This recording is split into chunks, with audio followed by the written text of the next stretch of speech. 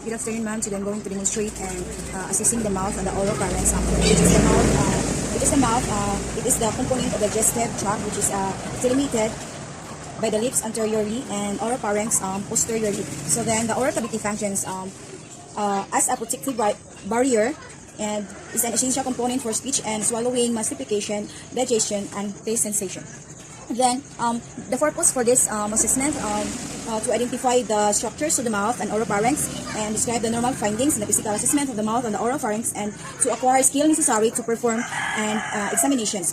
The materials needed is the gloves, the gauze pad, the tongue depressor, and the pin lights. Which is the mouth. It is the component of the digestive tract, which is delimited by the lips anteriorly and oropharynx posteriorly. So then the oral cavity functions as a protective barrier and is an essential component for speech and swallowing, mastication, digestion, and taste sensation. Then the purpose for this assessment to identify the structures of the mouth and oropharynx and describe the normal findings in the physical assessment of the mouth and the oropharynx and to acquire skill necessary to perform and examinations. The materials needed is the gloves, the gauze pad, the tongue depressor, and the pin lights. First, explain the procedure to the patient and to provide patients poster cooperation and participation, and in order to patient gain knowledge for the proper flow of the assessments, and always remember to provide privacy to the patients so that the patients will maintain patients privacy and to feel the patients comfortable. So wash hands to eliminate the microorganisms and pathogens. Always remember to greet and be polite to the patients in order to the patients comfortable and to cooperation. So good morning, good afternoon, sir. I'm your nurse for today. I'm going to give you an assessment for the mouth and the oropharynx assessment. So first you must wear your gloves because you're going to touch the patient's mouth.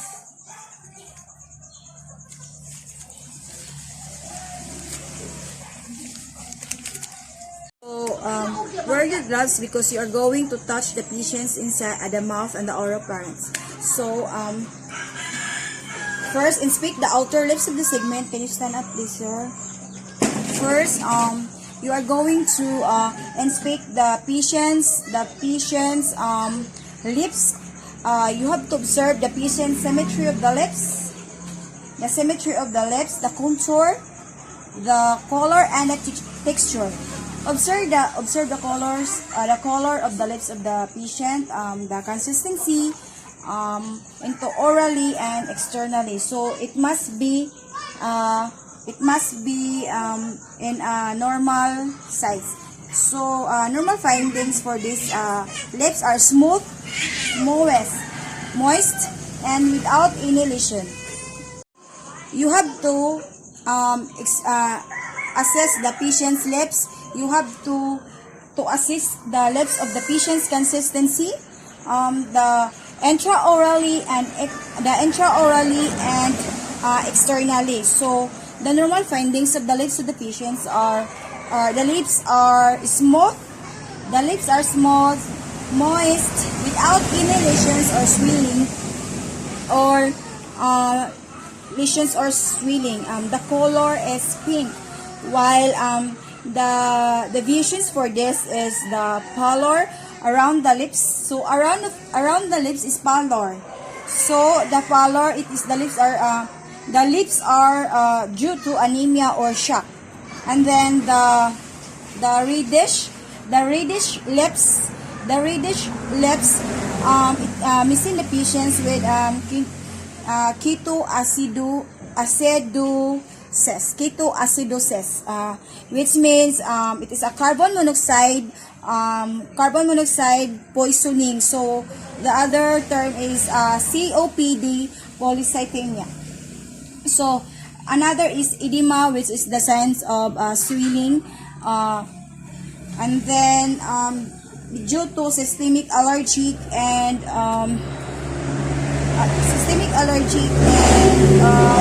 anaphylactic reactions. So the immobility pursued of the pursued lips of the patient. So if inability, if the patient cannot pursue his lips, that's abnormal. So next is ask the client to pursue his lips. As if to whistles. Inspect outer lips for symmetry, color, texture, and ability to pursue the lips. So you have to pursue your lips. It's just like you're whistling. You have to whistle. So it's like pouty lips. Make your lips pouty. Like that. More. So you see the lips of the patient must pursued. So inspect the outer lips for the symmetry, color, textures, and ability to pursue the lips.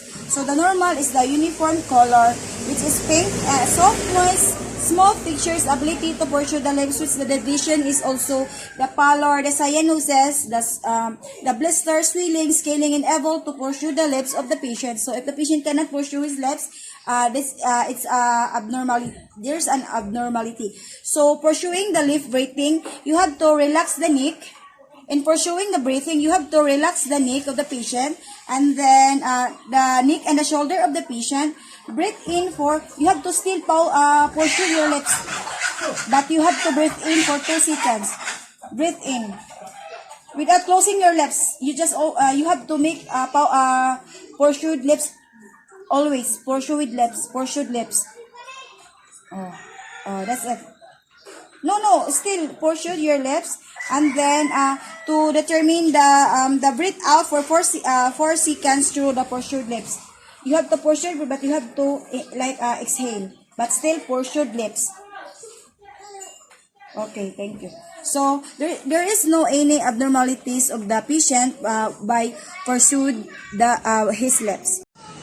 So next is palpate the tongue and the floor of the mouth for any nodule, lumps, or excoriated areas. Use a piece of gauze to grasp the tip of the tongue, and where the index finger of your other hand palpate the back of the tongue. It's bordered on its base. So open your tongue. So with your index finger, you have to palpate the border on its base.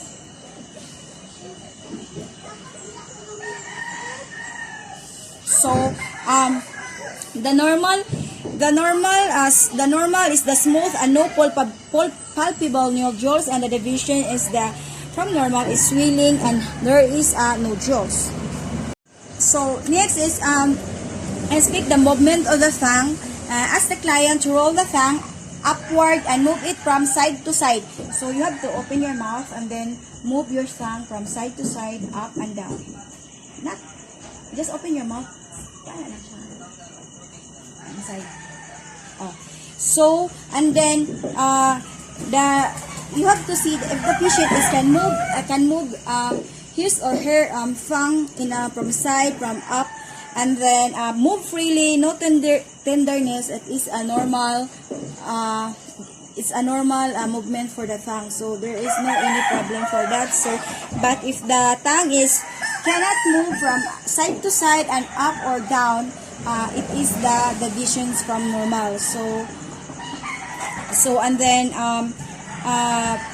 inspect the base of the tongue, the mouth floor, and the frenulum. Palpate the tongue and the floor mouth. So if the normal is moves freely, no tenderness, smooth tongue without prominent veins, and then smooth, no palpable nodules. So open your mouth. So you you have to what your so if there is no palpable nodule, so this one is normal. And then the division is this. If you can see that from the floor mouth from the floor, what's this? From the floor of the mouth, there's any swelling, redness, ulcerations, nodules. So this must be the abnormal. So there is something deviation from the normal. So inspect the base of the tongue from the mouth floor and the perineum. So ask the patient to place the tip of his tongue against the roof of the mouth. So you have to so come down. Dito sa side niya. So if the patients can move his tongue, and then the tongue is smooth, the tongue base with prominent veins, it's a normal. And then the division for this, if there is any swelling, there is any swelling and ulceration. So, and then palpate the tongue and floor of the mouth for any nodules, lumps, or excoriated. Other hand, palpate the back of the tongue, and its border and its base. So you have to palpate the tongue down and up from the base of the tongue. So if there is any the normal is smooth, no palpable nodules, and then the deviations for that is swelling and there's a nodule. So the assessment is normal. The assessment, my assessment now is normal because there is no any nodules. So there's no problem with the patient's tongue. So and then the salivary glands, inspect the salivary duct openings for any swelling, redness. Inspect for the Waltham ducts opening from the submandibular saliva glands located to either side of the frenulum on the floor of the mouth. And then you have to open your mouth. Then the normal is same as color of buccal mucosa and the floor of the mouth. So there is no any problem, but the deviation for this is the inflammation or the redness of the salivary glands. So next is the palates and ovula. Inspect the then the salivary glands, the salivary duct openings from any swelling, redness, and inspect for the Watson's duct opening from the submandibular salivary glands located to another side of the frenulum and the floor of the mouth. So the normal is same as buccal mucosa and the floor of the mouth, and the division is the redness and the swelling. So palates and ovula. Next is the palates and ovula. Inspect the hard and soft plate for color, shape, texture, and the presence of bony prominences. So ask the client to tilt his head back and backward. Then depress the tongue with a tongue blades as necessary and use a pen light for appropriate visualizations. Next is to inspect the ovula for positions and mobility. While examining the palates, observe the ovula, ask the client to say so that the soft palate rises. Open your mouth. Say So then inspect the hard and soft palate for color, shapes, textures, and then the presence of bony prominences. The normal is light pink, smooth, soft palate, lighter pink, and hard, irregular, more texture, and exostosis. And the division for this is decolorations, palate, same color, irritations, and bony growth, exostosis, growing form, hard palate. So, inspect the outer ovula, inspect the ovula for positions, mobility while examining the plates. The normal position is in midline as soft palate, so it must be in normal in the midline. And then, position, the division for this is the one side from tumor or trauma immobility, so it can't be moved. And next is inspect the tonsils for color, discharge, and size. The normal, inspect the tonsils, open your mouth. Inspect the tonsils the normal is maybe absent or present, but pink symmetric may be enlarged but only +1 in a healthy clients. And then the abnormal tonsils are red enlarged, and then it must be +2, +3, or +4 covered with exudate tonsils. And then the normal color is pink, small fixtures, no discharge, and then it's a normal size. Well, the divisions for this is inflamed, the presence of discharge, and then it's swollen. So the last procedure, you have to elicit the gag reflex by pressing the posterior tongue with tongue depressor. So you have to press the patient's tongue with the tongue depressors. You have to assess whether it's the normal for this is there's a present, and then the deviations for this is the absence may indicate problems with glossopharyngeal at 9th cranial nerve and the vagus, which is 10th cranial nerve. So open your tongue.